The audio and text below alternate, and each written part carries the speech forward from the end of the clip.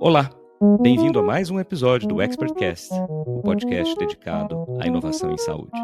Eu sou Gustavo Meirelles, vice-presidente médico da AFIA e fundador da comunidade Inovação em Saúde, e é um prazer ter você conosco para mais uma conversa sobre o futuro do setor. Se você acompanhou a primeira parte do nosso episódio, você viu como a inteligência artificial já está revolucionando outras áreas na medicina diagnóstica, além da radiologia. Eu conversei com meu amigo e xará Gustavo Kuster sobre o cuidado cardiovascular e o emprego da inteligência artificial no suporte à decisão clínica, integrando dados em tempo real e ajudando os profissionais a entregar um atendimento mais preciso e eficiente. Essa transformação, no entanto, vai muito além. E hoje vamos expandir esse olhar na medicina diagnóstica para um outro campo igualmente estratégico e desafiador, o diagnóstico do câncer. Nesta segunda parte, vamos explorar como a inteligência artificial está sendo aplicada na patologia digital, uma área que vem ganhando destaque por sua capacidade de acelerar e aprimorar o diagnóstico oncológico, potencializando o trabalho dos patologistas e impactando diretamente a jornada de cuidado dos pacientes. Eu tenho o prazer de receber aqui hoje uma convidada muito especial, a médica oncologista e empreendedora Viviane Alencar, que é cofundadora e CEO da Oncodata, para juntos falarmos a respeito da tecnologia sendo desenvolvida e implementada já na prática aqui no Brasil, trazendo inovação e esperança para o diagnóstico e tratamento do câncer. Viviane, fico muito feliz de ter você aqui hoje, continuando a ótima conversa que eu tive na semana passada com o Gustavo. Um prazer recebê-la. Estou querendo saber mais aqui sobre a sua trajetória, não só de médica, mas também de empreendedora. Muito obrigado. Oi, Gustavo. Eu que agradeço. Eu estou super feliz de estar aqui hoje conversando com você, principalmente sobre um tema que para mim é tão importante, né? Não só o diagnóstico de câncer, mas tudo isso que a gente vem vivenciando aí relacionado à inovação, e os processos diagnósticos. Então, muito obrigada mesmo pelo convite. Bem, eu vou começar aqui querendo saber dessa trajetória aí de médica, de empreendedora. Então, para o nosso ouvinte, eu queria que você contasse um pouquinho mais da sua carreira e também do surgimento da Oncodata e qual o grande problema que vocês querem resolver nesse diagnóstico oncológico com o uso da inteligência artificial. Bom, eu sou médica, oncologista, né? Eu sempre tive um background mais de pesquisa e foi com isso mesmo que a Oncodata surgiu, né? Para abordar um problema que eu vivenciei na minha prática clínica relacionado ao diagnóstico dos pacientes. Então, hoje, eu não sei se todos os ouvintes já têm uma grande experiência nessa área da saúde, né? Mas quando a gente tem uma suspeita de câncer, seja no exame físico, em algum exame de imagem, por exemplo, a confirmação do diagnóstico se dá através do exame anatomopatológico, né? Ele é essencial. Ele não só nos fala se tem câncer ou não naquela amostra, né? Se o paciente tem ou não o diagnóstico de câncer, mas ele dá algumas informações que são essenciais e que ajudam na tomada de decisão, seja em relação ao tratamento ou mais comumente o que a gente vai fazer depois, né? Algum exame além, avaliações moleculares e tudo mais. E normalmente é um exame que a gente chama que é uma porta de entrada, né, para que o paciente consiga passar com o oncologista, né? Só que o que acontece é que enquanto em grandes centros esse exame, o anatomopatológico, demora em média uns 2, 3 dias para ficar pronto, ele pode levar até 20 dias úteis em muitas regiões do nosso país. Isso faz com que o paciente acabe levando meses para conseguir chegar até o oncologista e assim começar o diagnóstico. Isso impacta realmente de uma forma importante os seus desfechos, né? E um outro ponto importante é em relação a uma possível variabilidade no diagnóstico. Então, hoje a gente sabe que é padrão, né, em Cancer Center, em hospitais especializados, né, a realização do que a gente chama de revisão de lâminas, ou seja, daquele diagnóstico ser revisado por um segundo patologista mais experiente, principalmente se ele foi feito em algum hospital externo. Mas isso muitas vezes não é a realidade da maioria dos serviços, né? Então, tem um estudo americano de um grande Cancer Center, né, chamado MD Anderson, que mostra que 25% dos laudos anatomopatológicos, eles mudam quando são revistos por um segundo patologista mais experiente. E aqui no Brasil, A gente teve um dado recente do AC Camargo, que foi apresentado, que para câncer ginecológico eles encontraram uma mudança em 70% dos casos, quando esses exames eles eram revisados, sendo 20% do que a gente chama de mudanças graves, né? Então, mudanças que impactavam na decisão de tratamento, né? Então, mudanças diagnósticas, de estadiamento, enfim. E um dos grandes motivos para isso hoje é que, infelizmente, a gente tem uma escassez de patologistas, não só no Brasil, né, mas no mundo inteiro. Né? Pelos dados da OMS, era para a gente ter 6 patologistas a cada 100 mil habitantes, mais ou menos. Aqui no Brasil, a gente tem 1,6 concentrados em capitais, região sudeste do país.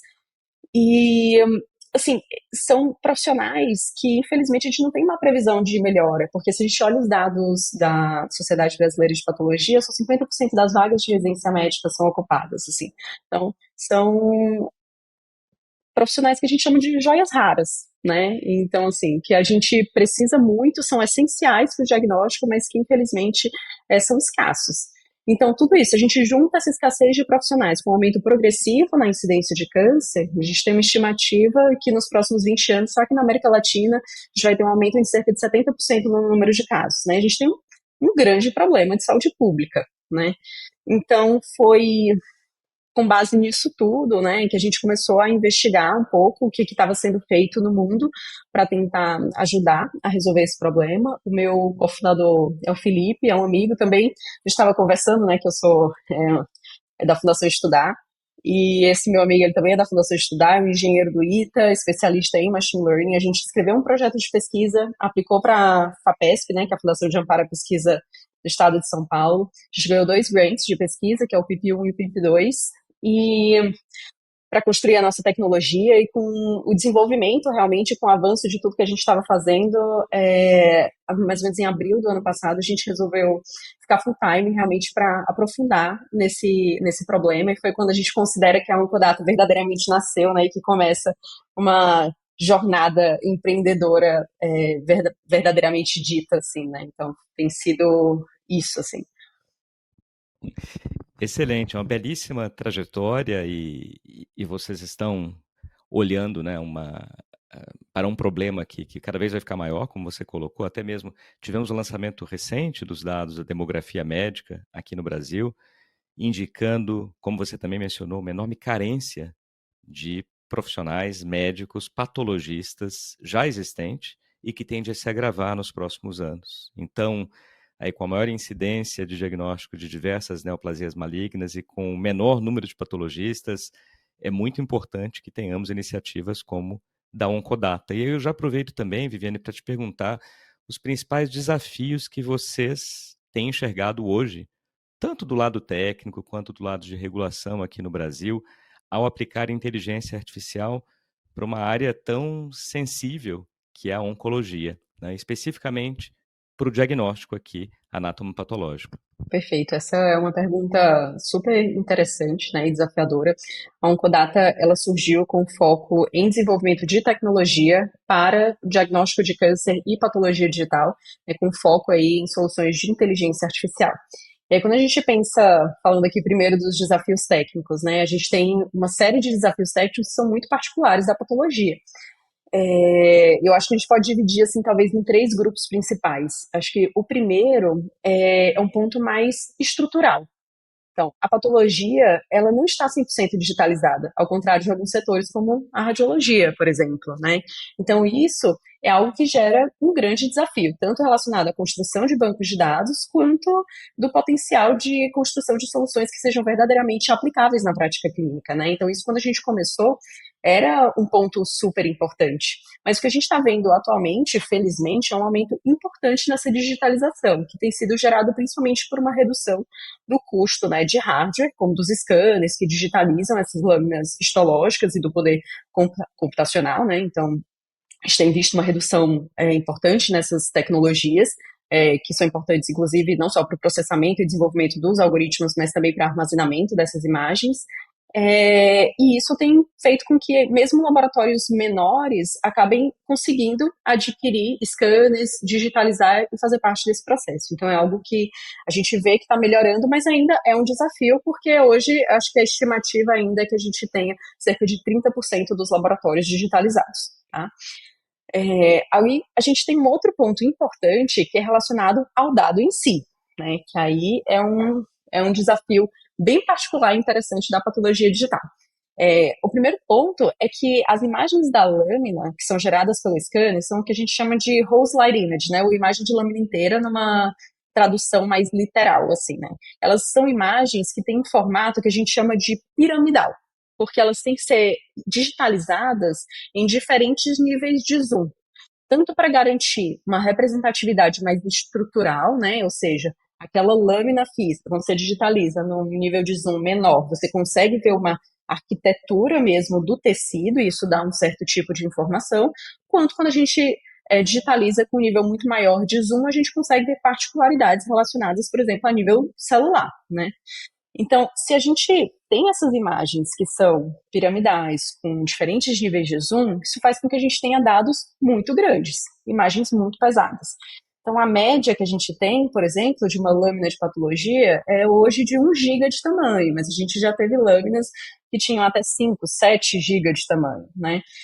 Se a gente pensa num paciente que é submetido, por exemplo, a uma ressecção cirúrgica, uma prostatectomia radical, às vezes um caso ele pode ter 40 lâminas, né? Então, tudo isso faz com que a gente tenha uma série de complexidade em relação, por exemplo, as imagens precisam ser processadas para serem analisadas pelo patologista de uma forma rápida e efetiva na microscopia digital, né? Então, você tem que ter um software, um microscópio que seja capaz de ler essas imagens e tem que ser rápido, né? Porque tem que simular realmente o que o patologista faria no seu dia a dia normalmente.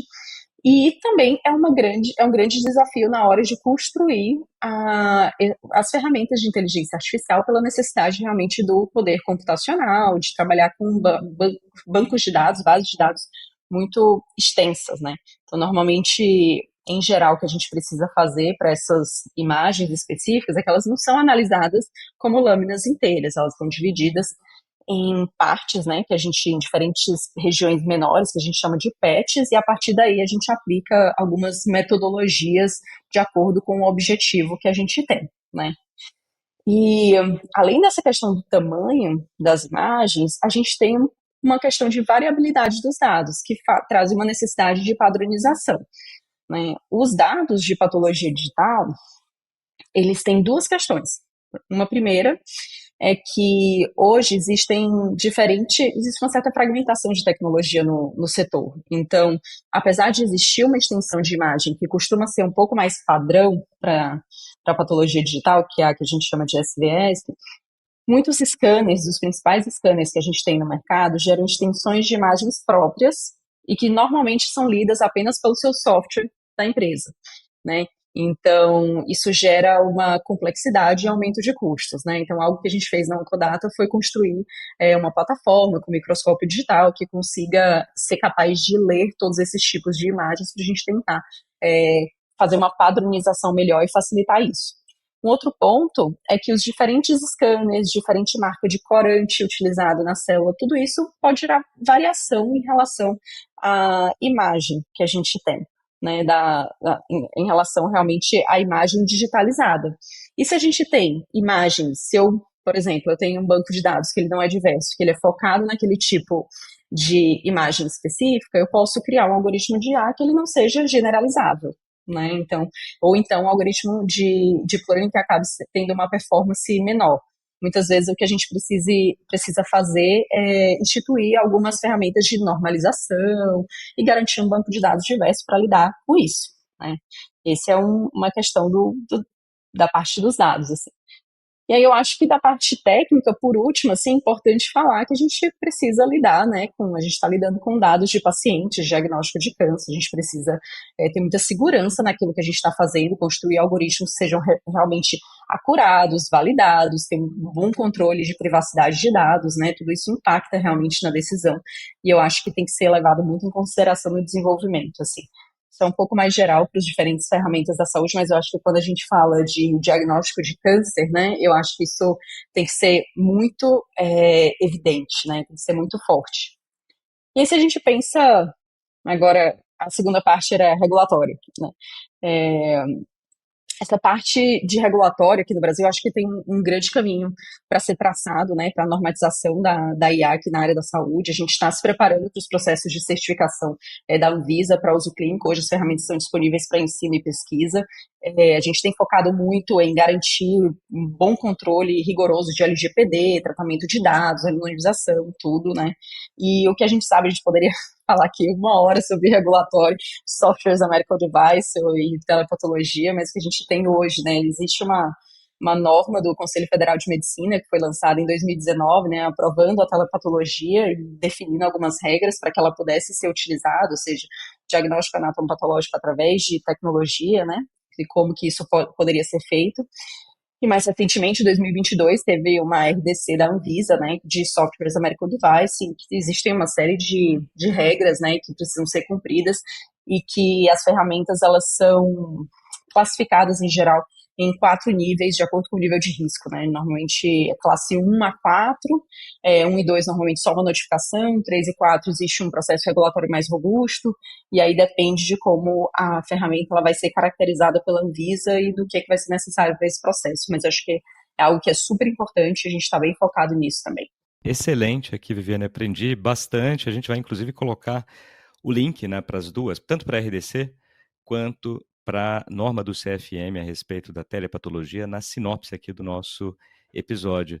Você trouxe alguns pontos muito relevantes, incluindo a questão dos dados, e tenho certeza que você, como oncologista, me lembro, eu acompanhando o Watson lá como radiologista e vários radiologistas morrendo de medo do Watson acabar com eles naquela época. Bem, hoje a gente está vendo os avanços da IA na radiologia, mas o Watson acabou, a IBM fez uma escolha de empregar muitos dados de um local específico e expandir isso para uso em outras instituições, né? Me lembro muito bem o Watson for Oncology usando dados de uma instituição americana e querendo replicar um emprego em diversas outras, né? E hoje a gente sabe da importância de termos dados diversos, como você mencionou, e que reflitam a realidade local.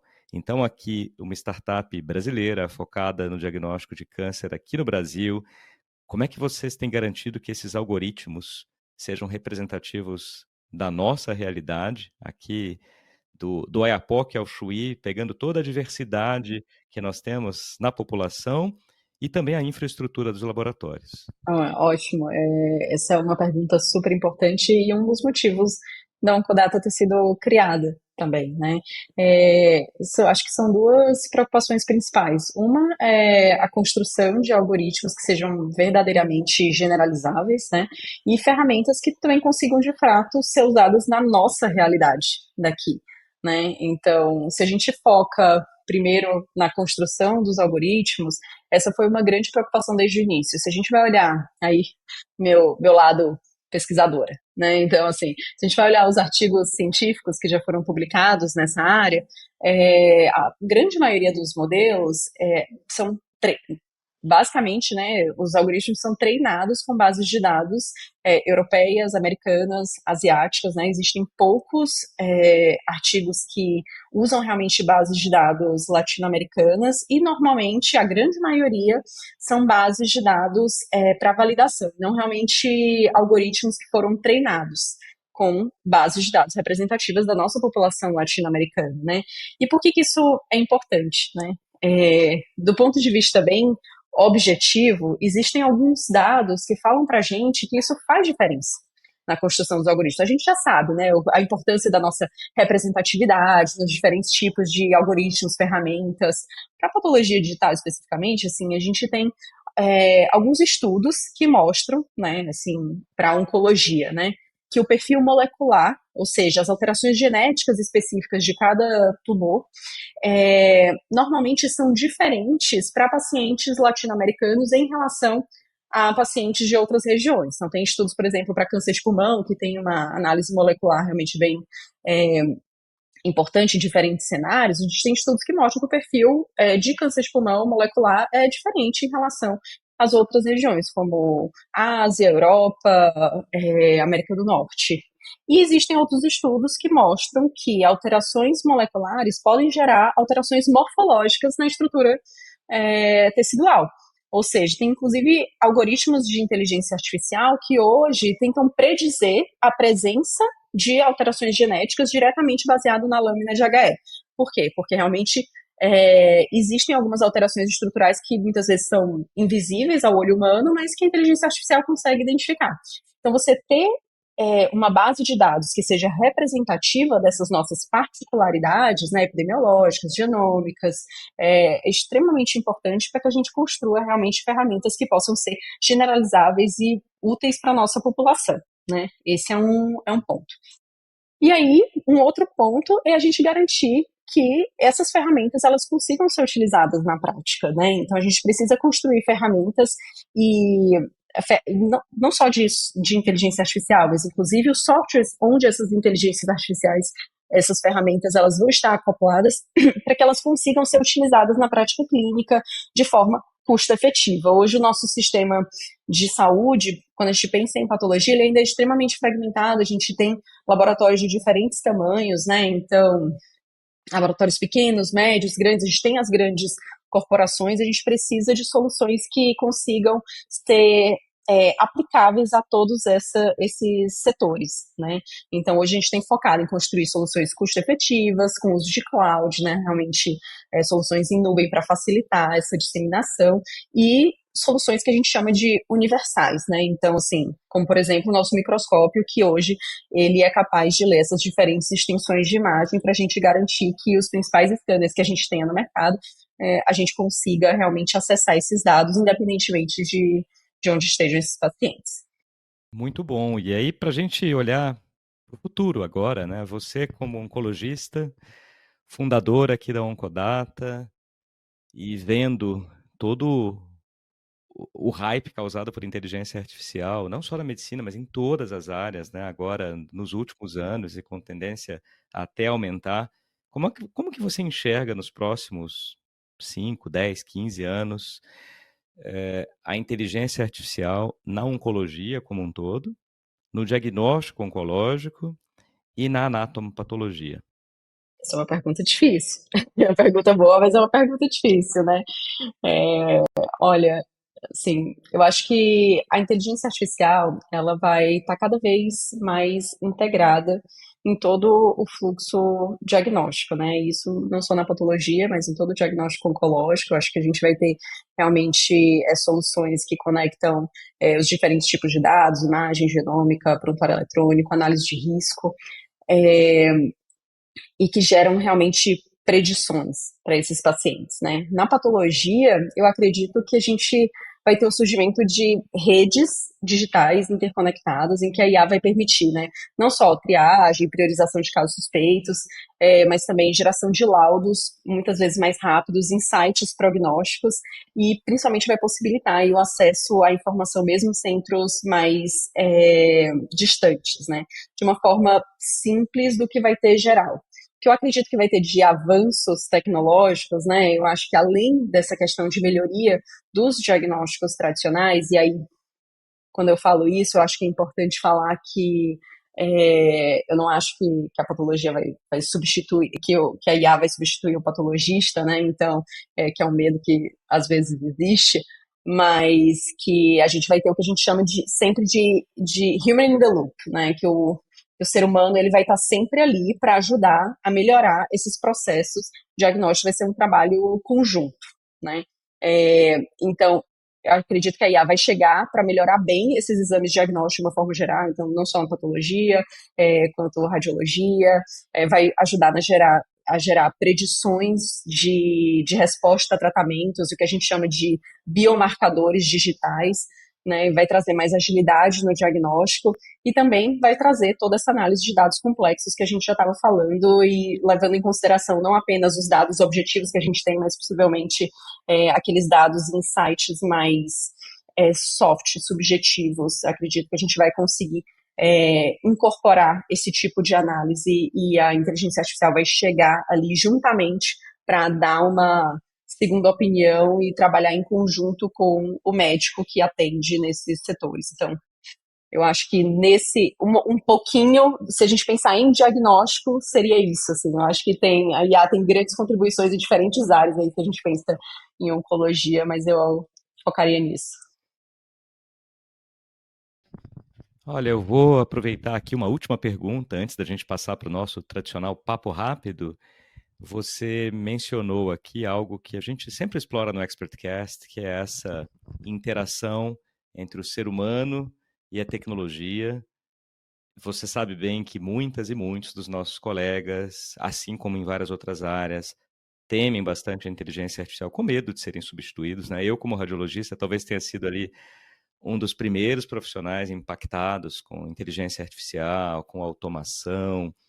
Você já tocou aqui esse tema, mas eu queria explorar um pouquinho mais nessa pergunta final, Viviane, a respeito da inteligência artificial substituindo ou não o olhar humano, especificamente no diagnóstico anatomopatológico, né? Então, nós sabemos que os patologistas são aqueles que muitas vezes dão um diagnóstico final, né? Por mais que a gente tenha um diagnóstico clínico, um diagnóstico cirúrgico, e o diagnóstico final acaba saindo ali de uma avaliação anatomopatológica.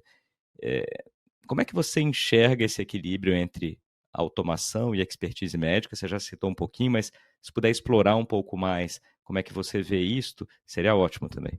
Claro, é um prazer. Olha, eu acho que esse receio é super compreensível. Eu acho que todo mundo lembra aí de um. Eu não lembro quantos anos, acho que talvez 5, 10 anos, tinha capa de revista falando que a inteligência artificial ia substituir de forma completa, né, os médicos.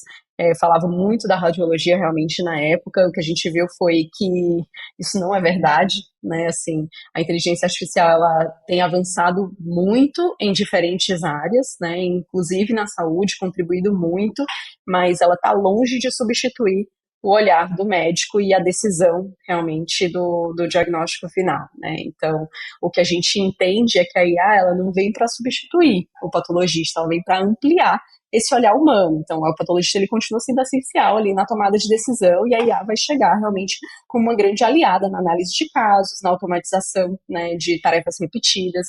Eu acredito que a gente falou um pouquinho de futuro, né? Eu acredito que no futuro a gente possivelmente vai ter ferramentas já. A gente teve um avanço grande em IA generativa, modelos multimodais. Acredito que no futuro, possivelmente futuro próximo, a gente vai ter ferramentas de IA que gerem, por exemplo, laudos completos para revisão do patologista, principalmente de casos mais simples, mas sempre o que a gente estava comentando, né, com o humano, no human in the loop, né, então o humano e a inteligência artificial agindo de forma conjunta, trabalhando em conjunto no mesmo sistema para gerar melhores desfechos, né.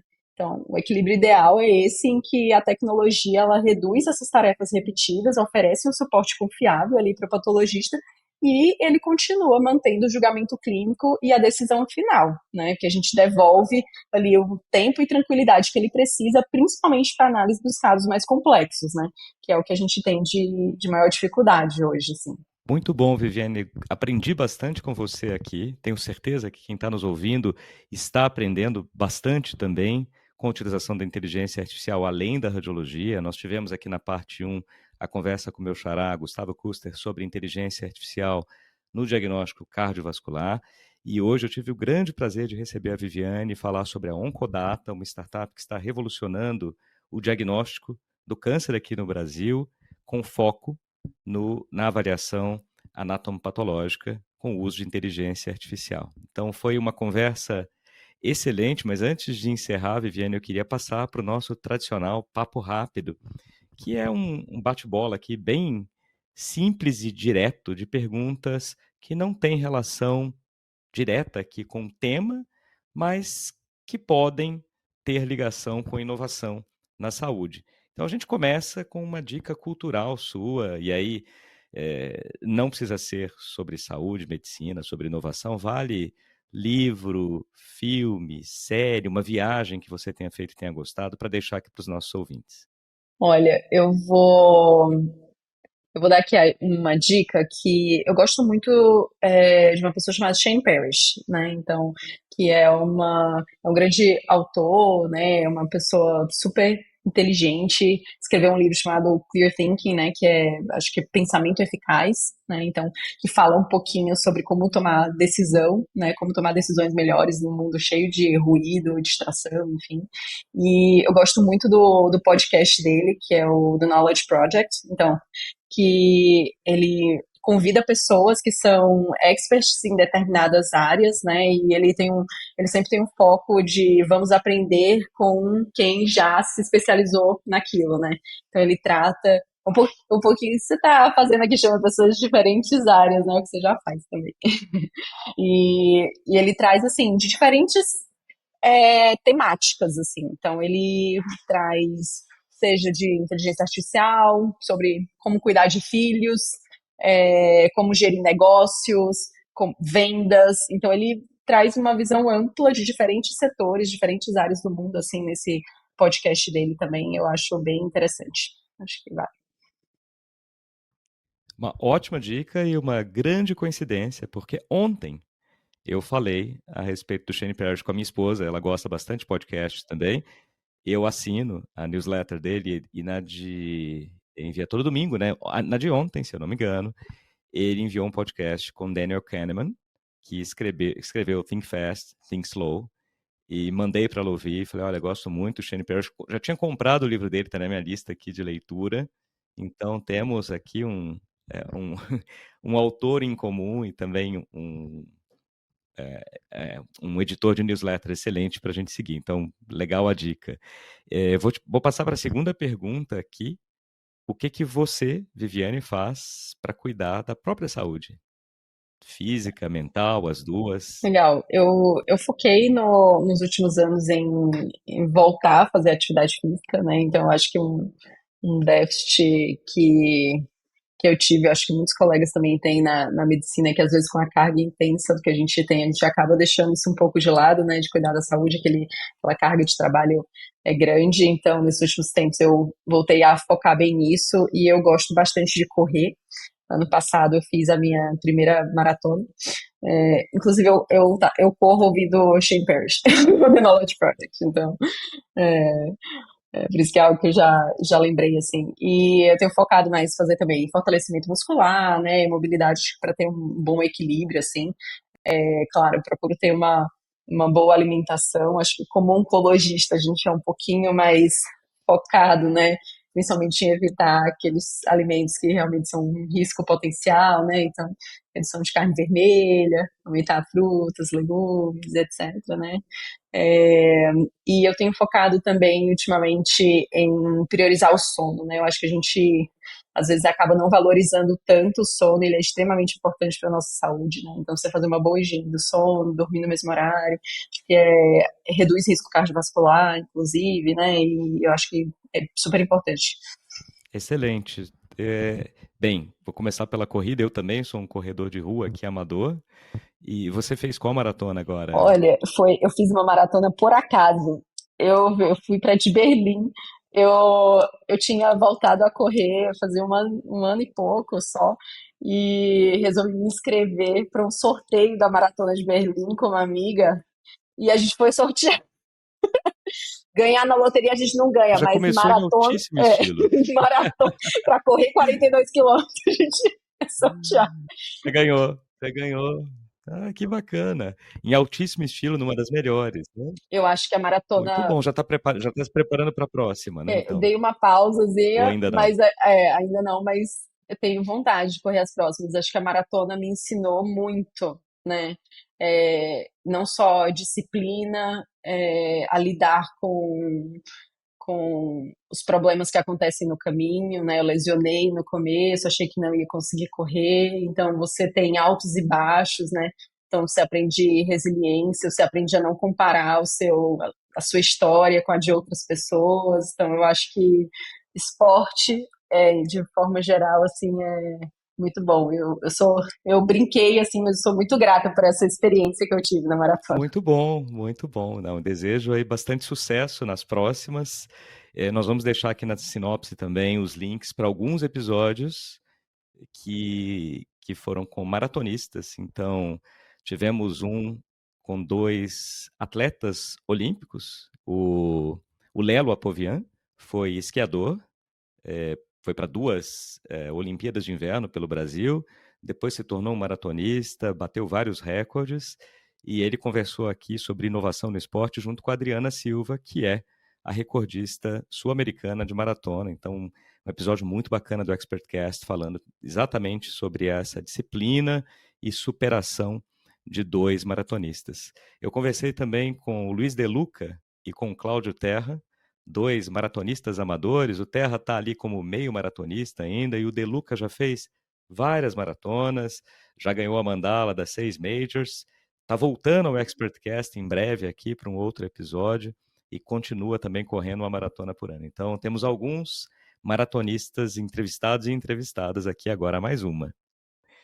Vamos passar por mais uma pergunta. Quem que você escolheria para entrevistar em um podcast e não vale o Shane Parrish, além dele? Ai, justo. Nossa, olha, eu tava lendo sobre ela bem recente, assim, então eu acho que eu escolheria uma pesquisadora que chama Fei Fei Li. Ela é uma mulher que é referência global em inteligência artificial. Acho que ela é muito conhecida por ter criado o ImageNet, que é um banco de dados com mais de 14 milhões de imagens que revolucionou a visão computacional, né? E ela é super responsável assim, pelo avanço do Deep Learning, tem uma carreira brilhante, passou por grandes instituições, e ela fundou recentemente a World Labs, né, que é uma startup que tem o foco em desenvolver modelos de IA para interação com o mundo tridimensional. Então, assim, tem o objetivo de avançar realmente os de IA para robótica, realidade avançada, e ela é conhecida por fazer tudo isso de uma forma muito ética, né, e visionária, assim. Então, acho que eu entrevistaria ela. Poxa, eu gostaria de ser um dos primeiros a escutar esse podcast. Também gosto bastante da Fei Fei Li. Então, ótimos nomes aqui, Shane Parrish, Fei Fei Li. A gente vai encerrar com a sua inovação preferida. Não precisa ser na saúde apenas, vale qualquer inovação em qualquer área. Olha, vai ser na saúde, tá? Mas, assim, eu acho que a gente está falando muito de IA, né, de inteligência artificial, e sem dúvida está transformando o mundo, assim, mas eu vou mudar um pouco, vou puxar a minha sardinha mais pro lado oncologista. Eu estava comentando sobre isso hoje, ontem, com um amigo que não é da área, assim, então é o que me vem à cabeça, assim, que é imunoterapia, né? Então, são o que a gente chama de inibidores de checkpoint imunológico, né? Então, é um tipo de tratamento, né, em que você tira o bloqueio do sistema imune para que ele consiga se tornar ativado e agir, combater as células de câncer, né? Essa classe de medicamentos foi um grande responsável por melhorias fantásticas de desfecho para pacientes, muitos pacientes de diferentes tipos de câncer. Quem descobriu, né, os pesquisadores que descobriram ganharam o Nobel em 2018, e realmente foi uma mudança fantástica e mudou completamente o prognóstico de muitos pacientes, assim. Então, eu sou fã de imunoterapia. Eu também, belíssima escolha, né? Revolucionou não só a oncologia, mas a medicina, a saúde como um todo, e acho uma ótima inovação. Viviane, foi um grande prazer falar com você. Uma conversa aqui que podia ter durado horas, porque tem muito para a gente falar a respeito de IA, não só na patologia, na oncologia, mas na saúde como um todo. E eu aprendi muito, tenho certeza que nossos ouvintes também vão aprender. Então, mais uma vez, muito obrigado. Espero te receber outras vezes aqui no ExpertCast. Eu que agradeço, Gustavo. Foi um prazer. Muito obrigada, viu? Olha, e para você que está nos ouvindo, se quer aprofundar essa conversa sobre inovação em saúde, junte-se à comunidade Inovação em Saúde, que já conta com mais de 12 mil profissionais interessados no tema. Acesse inovaçãosaude.com e faça a sua inscrição gratuita nos nossos grupos de discussão, onde trocamos experiências e fazemos atualizações a respeito das principais tendências do setor. O ExpertCast é uma iniciativa que tem o apoio da AGFA e a produção da SoulPods, e nós fomos reconhecidos recentemente pela Medium Podcasts como um dos principais podcasts em saúde digital no mundo. Então, se você gostou do episódio, nos apoie seguindo o ExpertCast, dando 5 estrelas na sua plataforma de podcast preferida e compartilhando nossos episódios nas redes sociais com seus amigos e seus contatos. Assim, nós ajudamos a levar conteúdo de qualidade para mais pessoas e fortalecemos o diálogo sobre inovação na saúde. Muito obrigado pela companhia e até o próximo episódio.